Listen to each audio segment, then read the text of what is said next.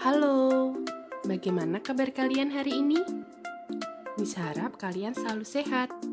Hari ini kita akan belajar tema 3 dan 4, mata pelajaran Bahasa Indonesia, dengan materi ciri dan sifat benda, perubahan wujud benda, menemukan informasi dari teks, dan membuat kalimat saran.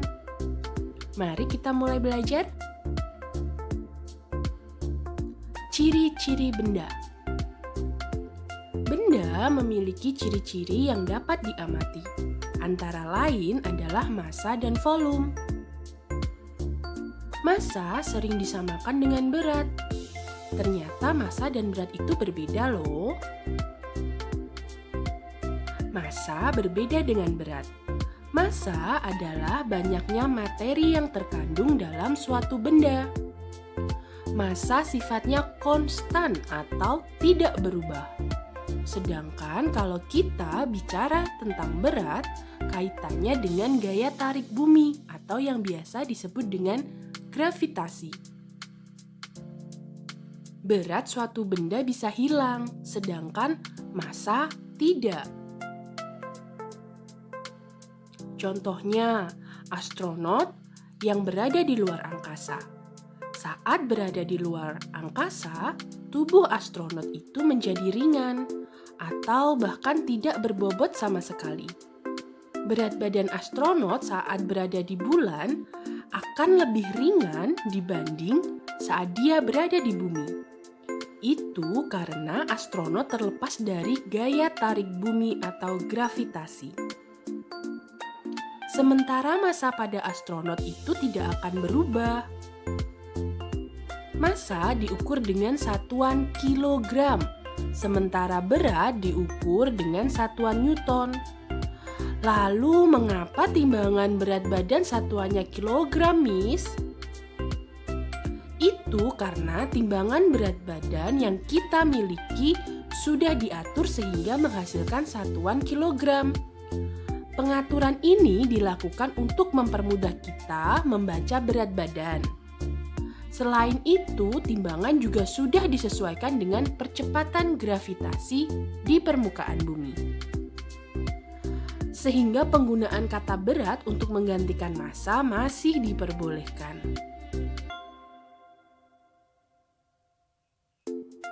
Selain massa, benda memiliki volume. Volume adalah ukuran ruang yang ditempati oleh suatu benda. Benda yang kecil menempati ruang yang lebih kecil dibandingkan benda yang besar, sehingga benda yang kecil memiliki volume yang kecil dan benda yang besar memiliki volume yang besar. Bisa kalian perhatikan pada gambar. Pada gambar A dan B artinya volume pada gambar A lebih besar daripada volume pada gambar B. Dan volume pada gambar B lebih kecil daripada volume pada gambar A. Sifat-sifat benda. Kita sudah mempelajari bahwa benda itu ada 3 wujudnya, yaitu padat, cair, dan gas. Nah, benda padat ini memiliki bentuk yang tetap. Sedangkan benda cair bentuknya berubah sesuai dengan wadahnya. Begitupun dengan benda gas, bentuknya juga berubah sesuai dengan wadahnya. Volume. Benda padat memiliki volume yang tetap. Benda cair pun memiliki volume yang tetap. Kalau benda gas memiliki volume yang berubah-ubah. Benda padat dapat digenggam, sedangkan benda cair dan benda gas tidak dapat digenggam. Berikut adalah contoh sifat benda padat lainnya. Bentuk benda padat tetap, jadi kalau kalian memasukkan benda padat pada wadah yang berbeda, bentuknya tetap. Kemudian bentuk benda padat dapat diubah jika mendapatkan perlakuan tertentu, misalnya ditumbuk, dipotong, atau digosok. Sifat benda cair. Benda cair ini meresap melalui celah-celah kecil. Seperti pada gambar, kalau kalian memasukkan kain ke dalam air, maka kain itu akan menjadi basah. Yang kedua, benda cair mengalir ke tempat yang lebih rendah. Yang ketiga, bentuk permukaan benda cair yang tenang selalu datar. Jadi, bentuk permukaan benda cair yang tenang itu selalu datar, tidak bergelombang. Dan yang keempat, bentuk benda cair tidak tetap, selalu mengikuti bentuk wadahnya. Sekarang sifat benda gas. Benda gas menekan ke segala arah. Seperti pada saat kalian meniup balon. Balon yang semula kempis, kalian isi dengan udara, maka akan mengembang. Yang kedua, benda gas memiliki sifat mengisi seluruh ruangan yang ditempati.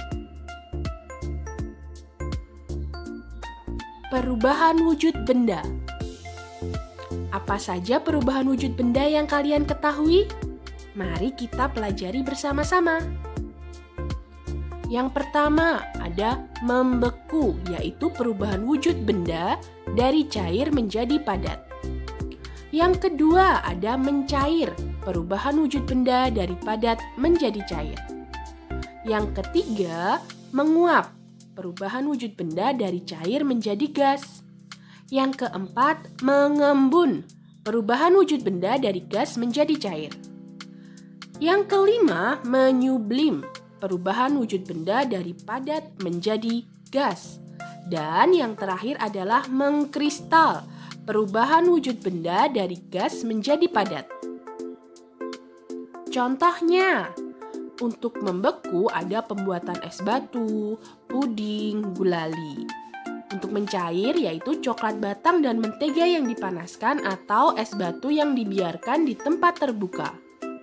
Yang ketiga, menguap. Contohnya adalah pakaian basah yang dijemur, air mendidih, atau bensin yang dibiarkan di tempat terbuka, dan juga pembuatan garam. Mengembun, contohnya adalah titik-titik air di dedaunan pagi hari, atau titik-titik air di balik tutup gelas yang panas. Yang kelima, menyublim, contohnya adalah kapur barus yang lama-lama habis. Dan yang terakhir adalah mengkristal, contohnya adalah berubahnya uap air menjadi salju dan juga pembuatan es krim. Jenis perubahan wujud. Jenis perubahan wujud yang pertama adalah perubahan fisika, yaitu perubahan yang dapat kembali seperti bentuk semula. Contohnya adalah perubahan dari air menjadi es dan kembali menjadi air. Perubahan yang kedua adalah perubahan kimia, yaitu perubahan yang tidak dapat kembali ke bentuk semula. Contohnya adalah perubahan kertas menjadi abu.